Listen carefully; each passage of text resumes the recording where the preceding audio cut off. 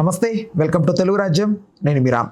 జగన్మోహన్ రెడ్డి గారి ఇంటి మీద తాటికాయలతో దాడి చేయడం జరిగింది.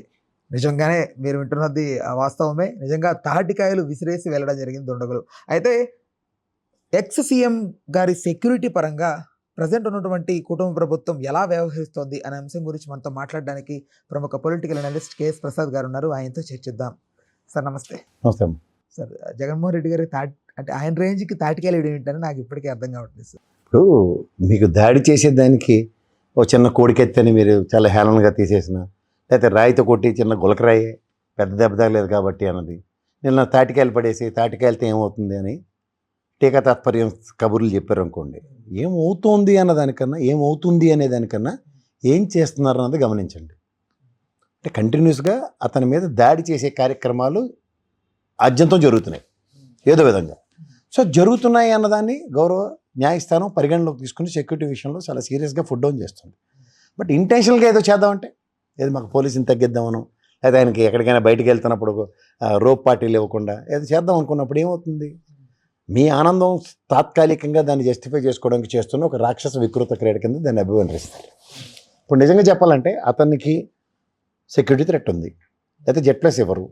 ఇది గతంలో కూడా జగన్మోహన్ రెడ్డి గారి కన్నా ముందు చీఫ్ మినిస్టర్ గారు ఇప్పుడు చంద్రబాబు నాయుడు గారికి ఆయన ఇంటి మీద దాడి జరిగిన తర్వాత తాళ్ళుతో కట్టారు, ఇవన్నీ చెప్పారు కదా పోలీసులు. తర్వాత జరిగిన దాంట్లో ఏంటి, ఎన్ఎస్జీ కమాండోస్ని ఇంకో నలుగురిని పెంచారు. అట్లా ఇతనికి నాకు తెలిసి అతి దగ్గరలో ఎన్ఎస్జీ కమాండోస్ ఇచ్చే పరిస్థితి వస్తుంది. జెడ్ ప్లస్ కేటగిరీ కాస్తే ఎన్ఎస్జీ కమాండోస్ వచ్చే పరిస్థితి వస్తే ఆద్యంతం కొన్ని తీవ్రతల్ని మనక్కర్లే కేంద్ర ప్రభుత్వమే పరిశీలనలోకి తీసుకొస్తుంది. జెడ్ ప్లస్ కేటగిరీ ఉన్న వాళ్ళు ప్రైమరీ అలర్ట్స్ ఎలా ఉంటాయి అన్నది చాలా ఇంపార్టెంట్. కానీ ఇక్కడ జరుగుతున్న రీసెంట్ పాస్ట్లో ఈ 1 year బట్టి విపరీతమైన వైలేషన్స్ జరుగుతున్నాయి. సో ఆ వైలేషన్స్కి ఎక్కడో దగ్గర ఫుల్ స్టాప్ పెట్టాలంటే ఖచ్చితంగా ఇది కేంద్ర ప్రభుత్వ పరిధిలో వాళ్ళు దీన్ని తీవ్రతను పరిగణిస్తూ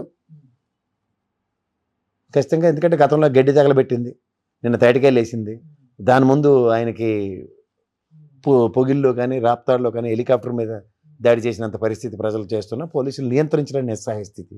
నిన్న సత్తెనపల్లి కూడా అదే జరిగింది. సో దీని పర్యవసానాలు సార్, ఇప్పుడు పరిపాలనలో ఉండి ప్రజలు వ్యతిరేకిస్తున్నారంటే ఒక లెక్క సార్. ఇప్పుడు ఆయన పరిపాలనలో లేడు, మరి ప్రజల నుంచి ఏంటి వ్యతిరేకత?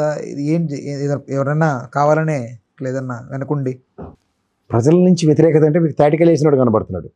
అది తాటికాయలు కన్నా ఈతకాయ ఇచ్చి తాటికాయ తీసుకున్నాడే కనబడుతున్నాడు. కానీ చీమల దండలాగాను నెక్స్ట్ సముద్ర కెరటాల్లో స్వచ్ఛందంగా తరలి వస్తున్న ప్రజలు కనబడిపోతే మేమేం చేయాలి? సో మీకు ఏం చేస్తారంటే ఈతకాయ ఇచ్చి తాటికాయ తీసుకునే కథలు వినరు, కానీ తాటికాయలు వేసినంత మాత్రాన ఈతకాయ సామర్థ్యం ఏంటో తెలుసు. సో ఈతకాయ సామర్థ్యానికి తగ్గట్టు పని జరుగుతుందా లేదా అన్నది చూసుకుంటే నిలువరించడానికి చేస్తున్న ఒక దాష్టికం కింద దీన్ని అభివర్ణించాలి. ఎక్కడికైనా చేస్తారు, ఎన్నెల్లం చేస్తారు. ఇప్పుడు తాటికాయ వేసిన వాడికి వేరేది ఏదైనా వేయడానికి కూడా ఆస్కారం ఉంటుంది కదా సార్?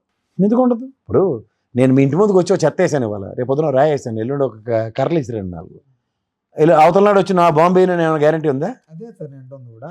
సో అట్లా మీరు సెక్యూరిటీ అన్నది ఎంత అలర్ట్ అవ్వాలా? అయిన తర్వాత పర్యటకు వచ్చి ఎవడో తాటికాయలు వేసేయడం రాకుండా గడ్డి తగలబడిపోతే మా వీడియో ఫుటేజ్ ఇవ్వండి, ఎవడు తగలెట్టాడో చూస్తూ ఉంటే అది కాదు కదా.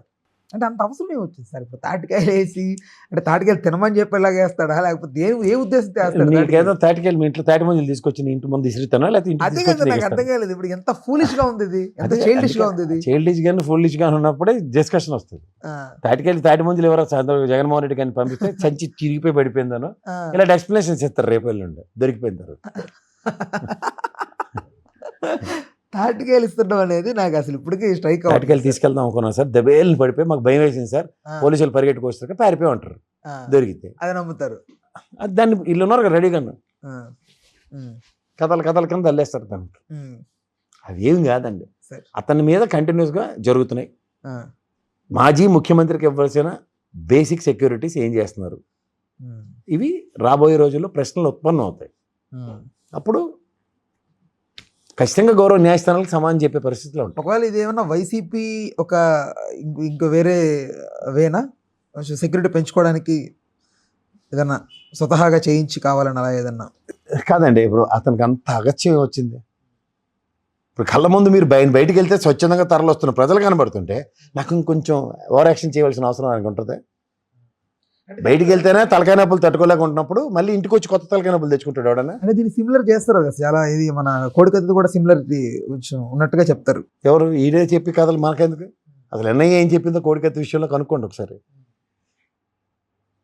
నెక్స్ట్ అతని మీద జరిగిన రాయి దాడితో కూడా గౌరవ హైకోర్టు ఏ విధంగా కన్విన్స్ సెక్యూరిటీ విషయాల్లో ఎట్లాంటి ఫుడ్ డౌన్ చేసిందో ఒకసారి కనుక్కోండి.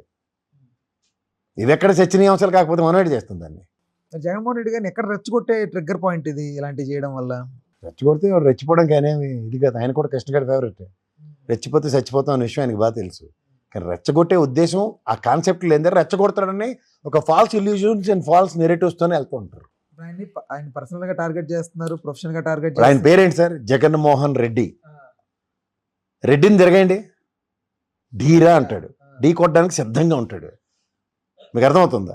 ఢీ కొట్టే నేపథ్యం ఉన్నప్పుడు అతను ప్రొవకేషన్స్కి ఎందుకు తీసుకుంటాడు? అదే ఢీ కొట్టలేనప్పుడైతే ఆల్రెడీ మెకానిజం. చూడండి సార్, మన చిన్నప్పుడు చూడండి, మనకి సామర్థ్యం ఉండదు. నన్ను కొడతారట, నాన్న నువ్వు నాకు తోడురా, అన్నయ్య తోడురా అని. అలాంటి తోడు నీడ బ్యాచ్ కాదు కదా ఆయన. ఆయన సంగతి ఆయనే తేల్చుకుంటాడు. ఇప్పుడు ఉదాహరణకి ఇన్ని కబుర్లు చెప్తుంది షర్మిలమ్మ బయట కూర్చుని, విజయమ్మ చెప్తుంది, భారతమ్మ చెప్తుంది. వాళ్ళ ఎవ్వరి మీద కేసు ఉందా? ఆయన ఒక్కడి మీదే ఉంది. ఎందుకంటే ఆయన రెడ్డి కాబట్టి, రెడ్డిని తిరగేసుకుంటే ఢీ కొడతాడు కాబట్టి. అంతే. మీరు దానికి ఏవో నెరేటివ్స్ ఇచ్చి తల్లికి చెల్లికి అన్యాయం చేశాడు అంటే, తల్లికి చెల్లికి అన్యాయం చేసేవాడైతే ఈరోజు వాళ్ళందరూ ఇవాళ లిస్టులు పెడుతున్నారు చూడండి. A2గా జగన్మోహన్ రెడ్డి, A1గా డ్రైవరు, పేరు నేను ఉన్నాడో లేదో ఇంకా డౌట్ఫుల్గానే ఉన్నాడంటున్నాను, విడుదల రజని, ఇవన్నీ పేర్లు పెట్టారు కదా. అలా ఆ రోజు సిబిఐ ఈడీ కూడా మొత్తం క్రానికల్ లెటర్లు వాళ్ళందరి పేర్లు పెట్టేసి ఉందను. కానీ అలాంటి వాటిని ఎదుర్కోగలరు కాబట్టి, అది తప్పుని ఎదిరించగలరు కాబట్టి డిశ్చార్జ్ పిటిషన్ లేసి నిలబడి ఉంటాడు మేసం మీద చేసి. నేను రెడ్డిరా, మీరు తిరగేద్దామన్నా మరగేద్దామన్నా ఢీ కొట్టడానికి సిద్ధంగా ఉన్నాను రా.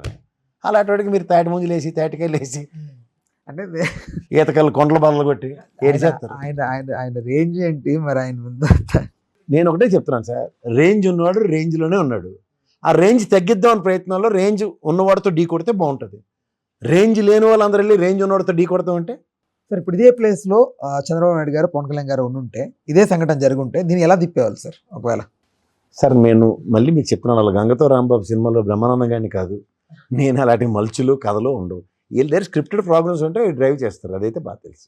ఇప్పుడు ఒక చిన్న విషయం మీకు చెప్తాను, మీరు ఇందాక అడిగిన దానికి ఎగ్జాంపుల్ చెప్తాను. కోతవేటు దూరంలో ఉన్న తాడేపల్లి ఆఫీసు తెలుగుదేశాన్ని, కోతవేటు దూరంలో ఉన్న అమరావతి బాధితులు, రైతులు, స్వచ్ఛందంగా రైతులు ఇచ్చిన వాళ్ళు చంద్రబాబు నాయుడు గారు అంటే ఇలా చూస్తారు కదా.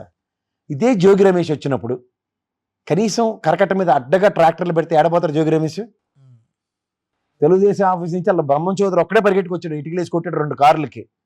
50 దొంగలు ఆడ పోయినట్టు పోయారు, మిగిలిన ఎవరు? సో ఒక వ్యక్తి యొక్క నేపథ్యం, ఒక వ్యక్తి యొక్క సామర్థ్యం ఎలా ఉంటుందంటే, ఎదుర్కోవడానికి ఆల్టర్నేటివ్స్ క్రియేట్ చేసుకునే వాళ్ళు కొంతమంది ఉంటారు, ఎదుర్కొనకుండా దాంట్లోంచి స్వార్థ ప్రయోజనాలు పరిరక్షించుకునే వాళ్ళు కొంతమంది ఉంటారు. దేన్నైనా ఎదుర్కొందాం, కాన్సిక్వెన్సెస్ నేను తెచ్చుకోను కాదు, మీరు ఇస్తున్న కాన్సిక్వెన్సెస్ నేను సిద్ధపడి ఉన్నాను అని చెప్పే నేపథ్యం ఉందంటే జగన్మోహన్ రెడ్డికి. కాన్సిక్వెన్సెస్ మీరు ఇస్తున్నారు, తాటికాయలేసి ఈత ముంజలు కొట్టి ఏడు చేస్తారు దాంతో.